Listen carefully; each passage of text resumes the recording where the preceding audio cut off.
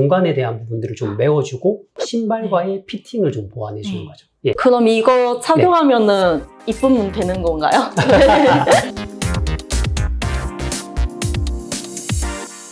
네, 안녕하십니까. 오늘은 유세아님 모시고 같이 발, 그리고 신발, 그리고 보행, 바지 정렬 자세 이런 부분들에 대해서 질의응답 형태로 한번 이야기 나누는 시간 가져보도록 하겠습니다. 인사 한번 해주시죠. 반갑습니다. 네, 발 사이즈나 또는 뭐 신발의 뭐 피팅, 발 질환, 발 변형 이런 부분 관련해서 어떤 부분이 제일 궁금하신지 한번. 혹시 발 사이즈가 다를 수 있을까요? 보통 신발 사시면은 그냥 몇 신으세요? 신발 사이즈? 저 230이나 35요. 근데 한 번씩 30도 맞을 때도 있고 35 맞을 때도 있는데 한쪽은 아프고 한쪽은 안 아플 때가 있단 말이에요. 내 발의 문제인 건지 신발 사이즈 규격의 문제인 건지 또는 각 브랜드마다 나오는 스타일의 문제인 건지 정확하게 내 발의 규격이 다르다 이렇게 생각은 잘 안 하시잖아요. 맞아요. 그렇죠? 근데 이제 저희가 발에 대한 어떤 규격을 측정하는 방법이 있거든요. 발 길이, 너비, 둘레를 기본적인 규격으로 해서 발을 측정하는 발 계측 방법이 있는데 그렇게 보면 양발의 크기가 똑같은 사람은 거의 없어요.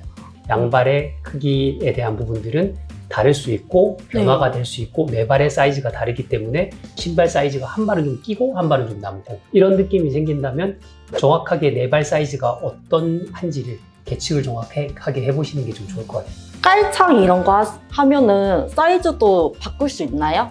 일반적으로 거의 대부분 분들이 이제 깔창이라고 부르고 계신데 정확한 이 신발에서의 명칭은 인솔이라고 부르거든요. 네. 그래서 신발 바깥쪽에 있는 우리 밑창이라고 부르는 걸 아웃솔이라고 부르고 있고 그리고 여기 가운데에 있는 부분들에 있는 솔들을 미드솔이라고 불러요. 그래서 요 인솔 부분 같은 경우가 뭐 안에 이제 탈착형으로 넣었다 뺐다 이렇게 하면서 신발 사이즈가 양쪽은 같은데 내 발은 양쪽 규격이 다르기 때문에 그 공간에 대한 부분들을 좀 메워주고 신발과의 피팅을 좀 보완해 주는 거죠. 예, 그런 부분들은 인솔이 좀 많은 역할들을 하고 있습니다. 너무 좋은 것 같아요. 네, 이런 부분들을 좀 정확하게 알고 본인 발에서의 어떤 차이 부분들을 메워줄 수 있다 그러면은 이제 좀 많은 도움이 될 수 있지 않을까 그렇게 생각합니다. 오다리가 유전적인 게 큰가요? 아니면은 뭐 발 사이즈라든지 후천적인 게 네, 큰가요? 후천적인. 사실 양쪽 다 있긴 해요. 저희가 이제 의과학 논문들을 찾아보게 되면 발 사이즈, 발 변형, 또 발 질환 이런 부분들을 크게 이제 봤을 때 후천적인 요인, 본인이 어떤 운동을 좀 과하게 했다거나 오래 서 있는 분들, 뭐 그런 부분들에 대한 어떤 요인도 있을 수 있지만 맞지 않는 신발, 하이힐 이런 것들을 신어서 생긴 문제들도 있고 또 이제 유전적 소인이라는 부분이 꼭 들어가거든요. 제가 유전적이어가지고 너무 스트레스 많이 받거든요. 미적인 부분들에서도 좀 신경이 많이 쓰이시고 또 이제 나이가 들어가시면 그런 부분들이 어떤 관절염 같은 문제 또는 양쪽 다리 길이 편차 때문에 생기는 보행상의 어떤 문제들 이런 부분들로 많이들 고민을 하시거든요. 이제 그런 부분들에 대한 것들도 유전적 소인이 분명히 있긴 하지만 어머니 탓을 하는 것보다 인솔 깔고 신으면은 오다리 보완이 될까요? 예, 변화는 생깁니다. 근데 뭐 인솔을 넣는다라고 해서 뭐 넣으면 갑자기 다리가 확 좁아지고 맞아요. 저 그런 것 때문에 깔창 많이 샀거든요. 네, 그런 부분들보다는 전체적으로 보행을 할 때 발에 가해지는 어떤 압력 때문에 다리가 휘어진다든지 양쪽 다리의 어떤 길이 편차 아니면 발 사이즈의 편차 가해진 압력 편차 부분들을 좀 조정을 해서 뭐 발, 그다음 발목, 무릎, 고관절까지의 어떤 정렬 부분들이 개선되는데 역학적으로 영향을 분명히 주거든요. 이제 그런 부분들이 더 다리가 휘어지지 않고 또 약간은 개선될 수 있는 그런 쪽으로 뭐 이렇게 이어가시면 아무래도 생활하실 때 관절염이라든지 통증 그런 부분들도 많이 개선할 수 있고 미적으로도 좀 보완할 수 있겠죠. 걷는 게 이쪽에 힘이 들어가서 오다리로 걷는 걸까요? 안쪽으로 힘이 들어간다라는 게 기능성 평발화라고 부르거든요. 이렇게 안쪽으로 무너지는 부분들이 방금 말씀하셨던 안쪽으로 힘이 가해지는 것 때문에 오다리가 생기는 것인가 그런 부분들이 영향을 줄 수 있습니다. 아무래도 안쪽으로 다리를 모으는 힘을 좀 주게 되면 다리가 안쪽으로 좀 모이지 않을까 이제 이렇게 생각들을 많이 하시잖아요. 네, 맞아요. 근데 뭐 우리가 일반적으로 이렇게 안쪽으로 힘을 많이 주는 것들이 보행을 할 때 발을 또 바깥쪽으로 약간 돌아가게 하는 영향이 있거든요. 그렇지 않으면 발목이 또 너무 압박감을 많이 받기 때문에 그래서 그러다 보면 발이 약간 팔자로 틀어지는 경우가 생기는데 외측 보행이라고 부르는데 힘을 또 바깥쪽으로 주는 형태가 생기다 보면 힙 조인트라고 부르는 고관절이 틀어지는 경우가 생겨요. 고관절과 무릎과 발목 이 정렬해서 다 같이 연동해서 생기기 때문에 이쪽을 또 틀게 되면 그 무릎하고 이 부분들이 또 휘어지는 영향이 생기고 네. 무릎 쪽에 있는 바깥쪽 인대가 벌어지는 현상이 생길 수도 있고 내측으로 연결되어 있는 이 내전근이 약화될 수도 있고 발 걷는 게 몸 전체에 영향을 주네요. 그렇죠. 네. 이게 저희가 이제 뭐 체인으로 연결되어 있는 시스템이라고 일반적으로 생체역학에서 말을 많이 하거든요. 자전거 체인처럼 온몸이 다 연결이 되어 있기 때문에 한쪽을 좀 과도하게 힘을 쓰면은 다른 쪽으로도 보상작용이 일어나서 그쪽 편이 오히려 더 악화될 수 있는. 그럼 이거 착용하면은 이쁘면 되는 건가요? 본인 발 아치 타입에 맞게 네. 잘 활용하시고 잘 걸으시면 뭐 일반적인 상태보다는 훨씬 개선되는 쪽으로 도움이 된다라는 연구들은 굉장히 많이 나와 있습니다. 여기에도 기능이 있는 건가요? 예, 보시니까 그런 게 좀 좋네요. 보이시죠? 뒤꿈치에서 그 엄지발가락 쪽으로 가해지는 이 힘이 흐르는 이렇게 정상적인 궤적이 있거든요. 네. 그런 부분들이 발에 통증이 있다거나 뭔가 변형이 있다거나 길이 편차가 있으신 분들은 좀 틀어지는 경우들이 있어요. 네. 그런 부분들을 개선해 드릴 수 있도록 밑창에서도 기능을 하는 거죠. 발의 어떤 기능이나 발 아치 기능이 안 좋아져서 네. 인솔을 쓰잖아요.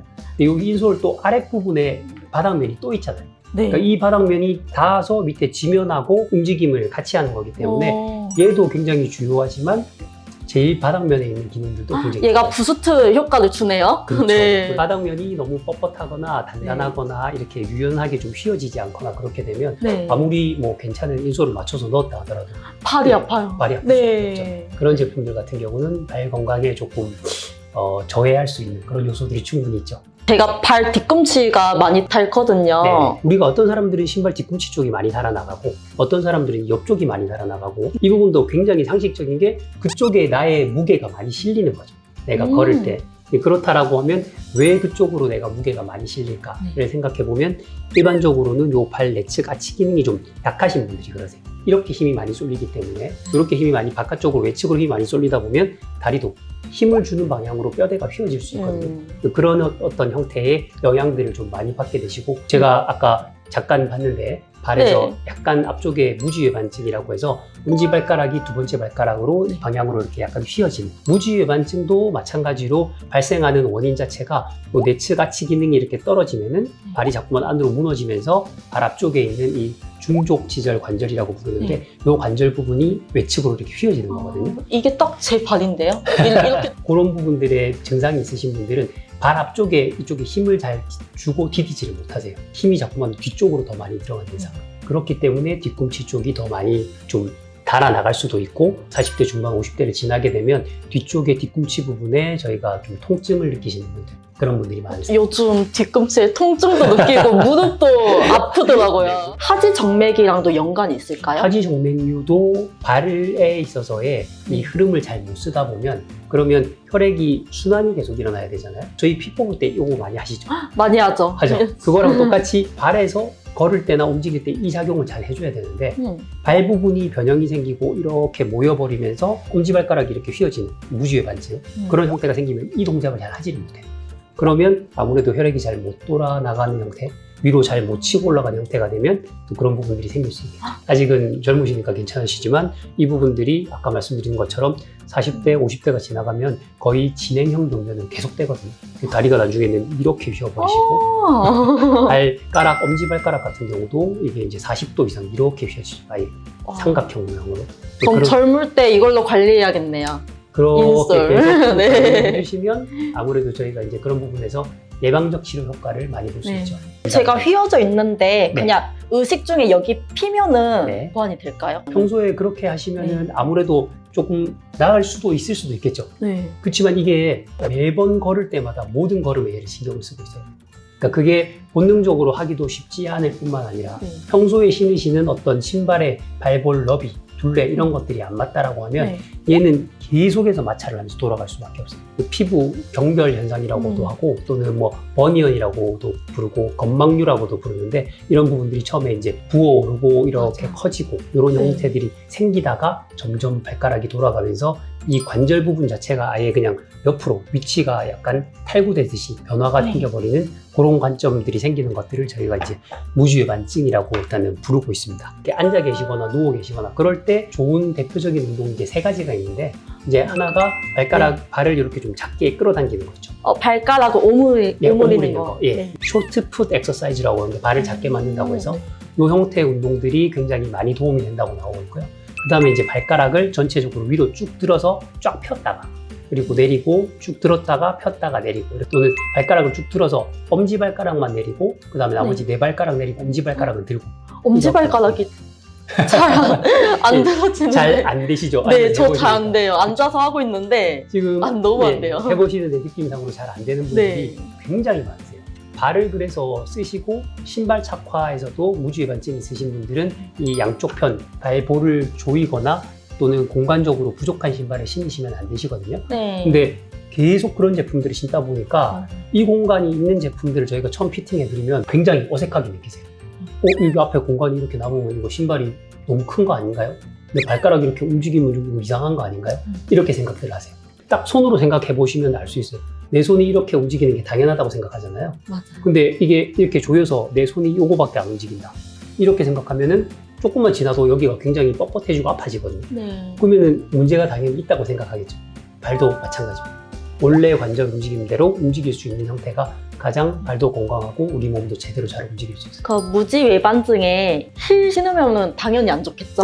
네. 그 의과학 논문들을 보게 되면 5cm 이상 부분들에서 그런 문제들이 가장 많이 보이고 있거든요.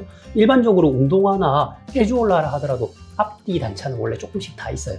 보통 뭐 1, 2, 3cm 정도까지. 근데 5cm 정도 이상 이렇게 들리게 되면 발 앞쪽으로 가해지는 압력도가 너무 많이 쏠려버리게 되죠. 그럼 그 힐에다가 네. 깔창을 깔면은 그래도 안 하는 것보단 이거 까는 게 좋지. 네, 맞습니다. 그거는 맞는 이야기세요.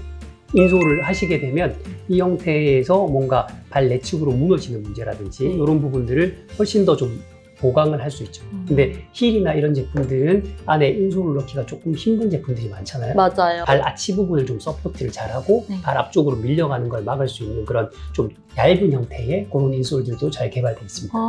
건강만으로 이야기하자면 안 하시는 게 제일 좋지만 이런 것들은 좀 갖춰 입어야 될 타이밍이 있을 수밖에 없다라고 한다면 그래도 좀 보존적으로 서포트할 수 있는 그런 서포터들을 잘 활용하는 것들이 좋은 방법이라고 생각합니다.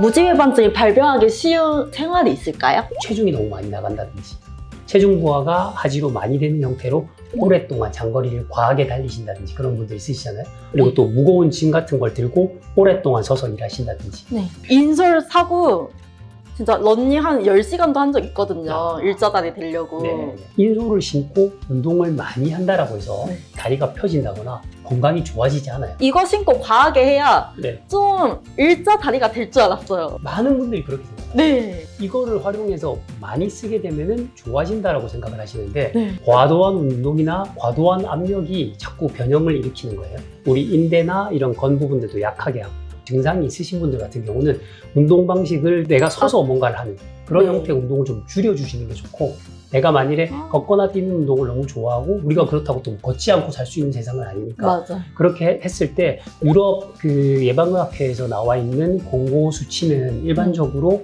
일반인들 같은 경우에 한 8,000보대 정도만 걸으면 모든 어떤 질환이나 건강 상태에서 이득을 볼 수 있다고 나와 있거든요. 네. 그리고 시니어 분들 중에서 4,000보 정도만 걸어도 충분히 이 심혈관계 질환부터 이 근골격계에 대한 부분들의 예방까지 충분히 도움이 된다고 나와 있기 때문에 8,000보대 같으면 1시간 언더?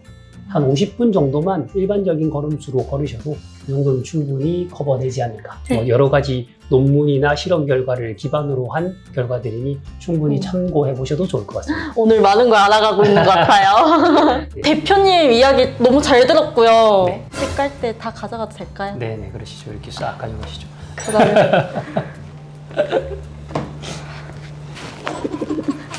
안녕히 계세요, 여러분.